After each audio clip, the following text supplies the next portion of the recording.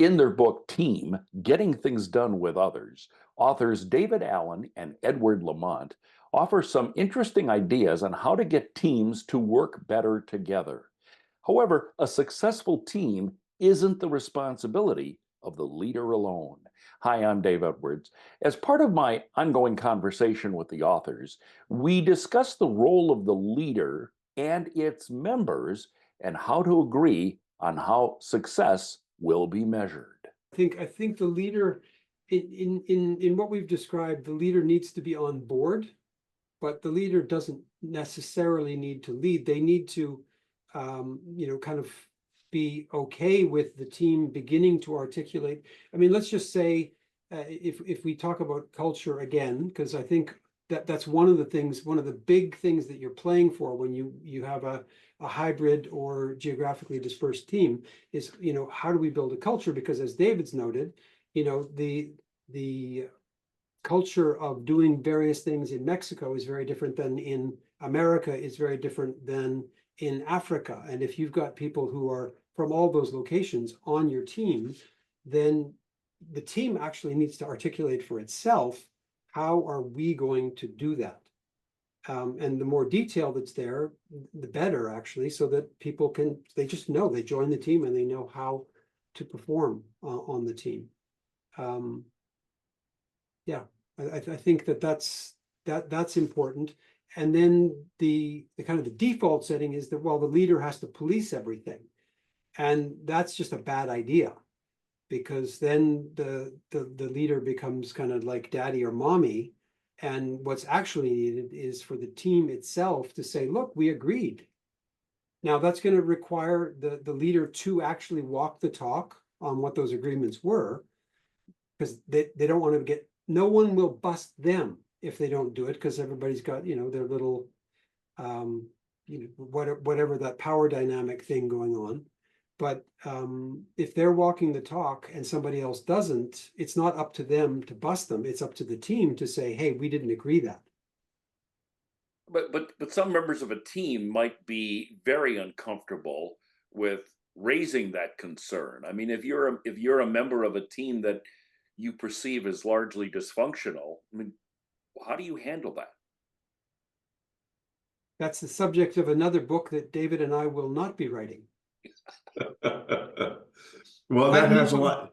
Yeah, Dave, that has a lot to do with sort of interpersonal dynamics, and charisma and collaboration and whatever. And that's not what we chose to address.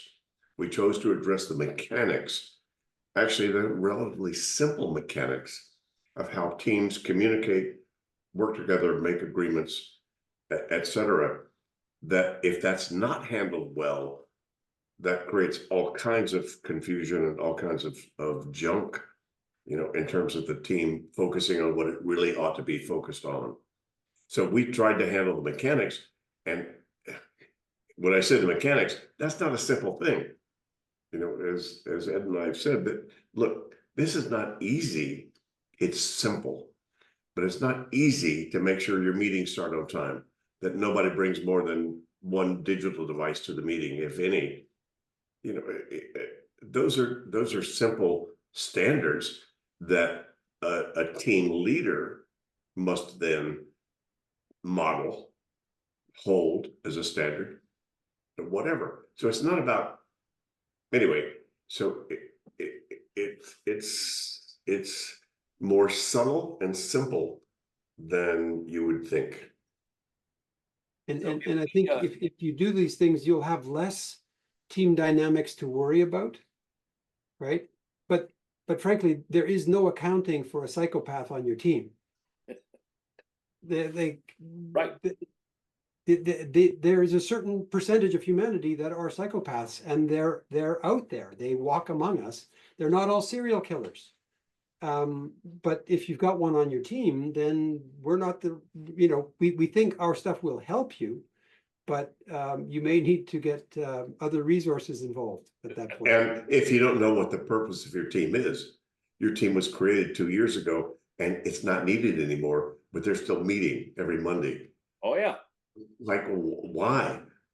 So there are a whole lot of simple ideas and simple directions and simple focuses that could make a huge difference in terms of whether a team should exist, how it should exist, and how it could be successful.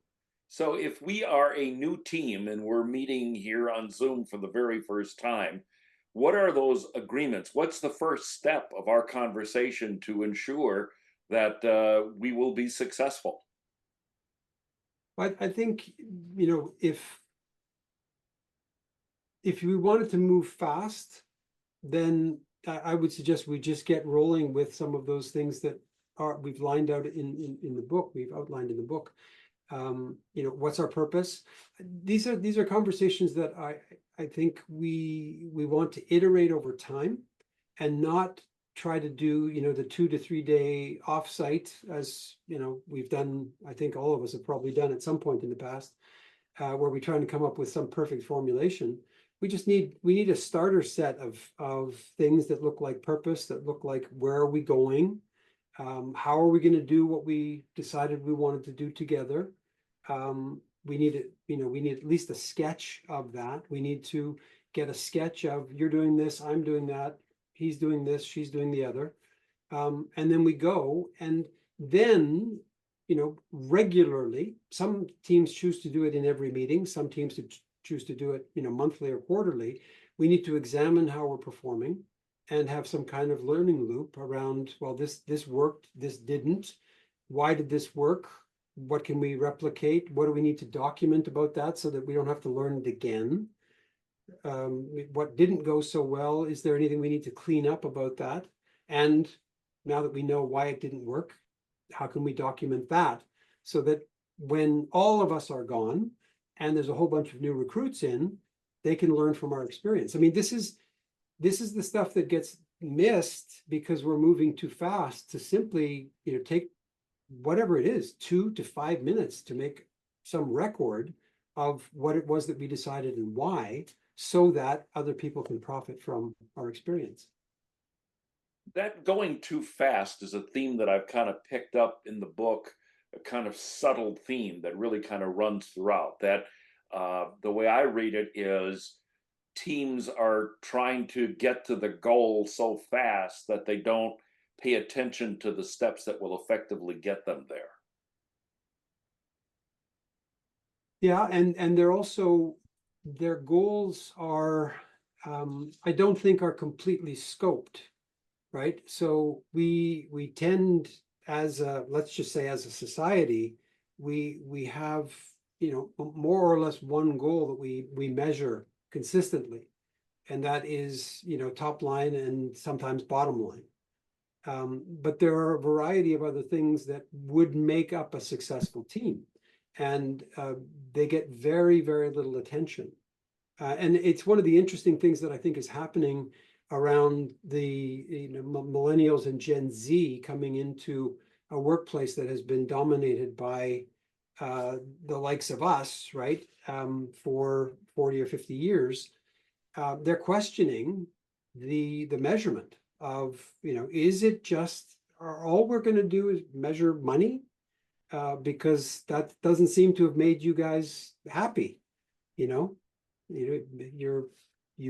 accumulated this wealth, but it seems like you've spent a lot of your health on accumulating the wealth, and we're interested in maybe doing things a little bit differently. Well, So that's that's an area that I think is, is probably, again, a useful place to go digging, is how can we measure things in a way that is more aligned with what actually makes humans successful and fulfilled as human beings, as opposed to only as economic beings.